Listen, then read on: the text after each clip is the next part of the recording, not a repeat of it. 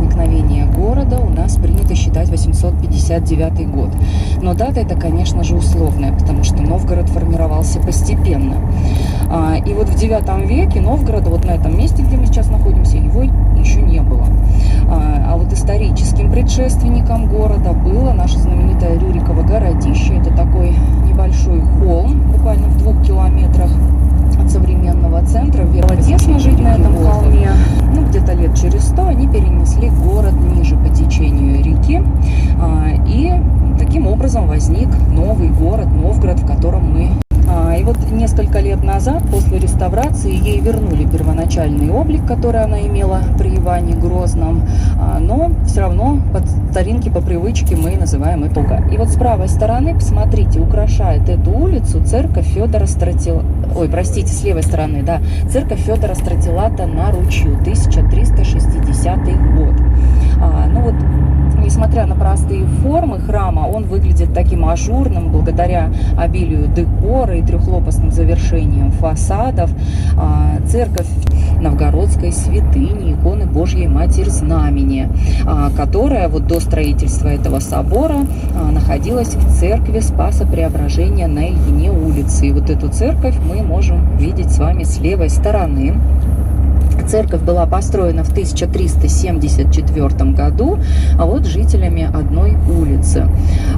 Ну и посмотрите, пожалуйста, храм одноглавый, четырехстолбный, с одной апсидой. Посмотрите, какое обилие декоративных хранилось только вот в этой нашей маленькой церкви, что и сделало ее таким вот памятником, да, вот мирового искусства, мировой культуры. И сейчас вот церковь у нас росписи Феофана Грека.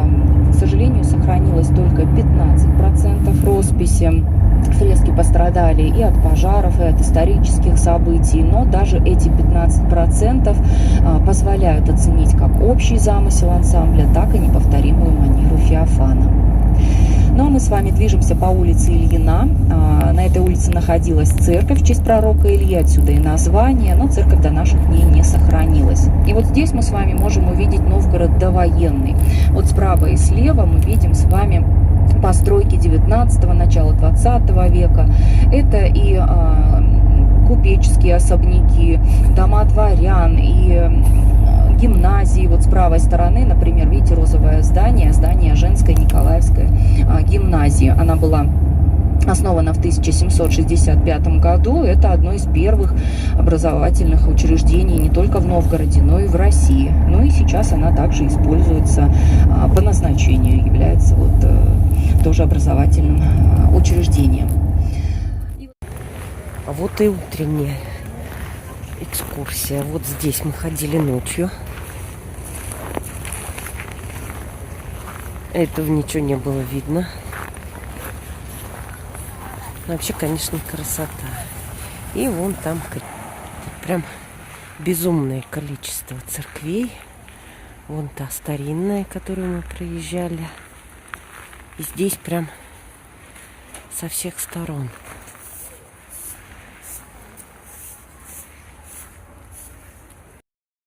Карта Союза Ганзейских городов. Вот здесь такая опять панорама.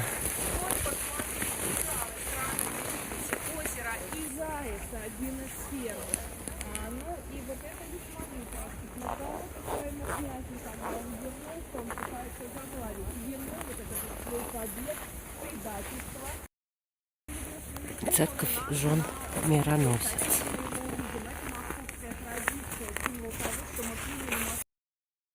Вот остатки гостиного двора. Там памятник. И река Волхов, и Кремль. И вот мы опять подходим корабль к пешеходному мосту. И, соответственно, ждущая. И вон там маковки Софийского собора. Конница Софии Великой.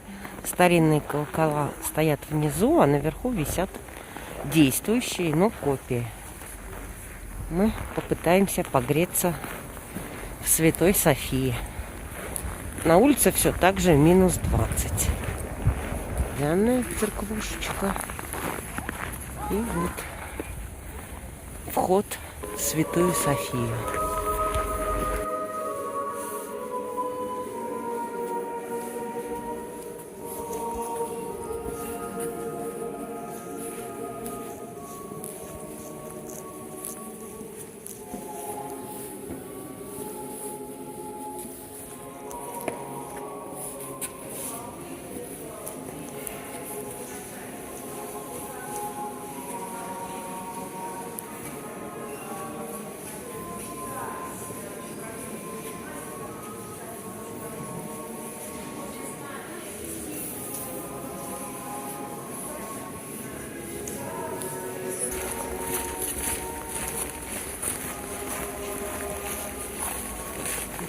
Другой вход.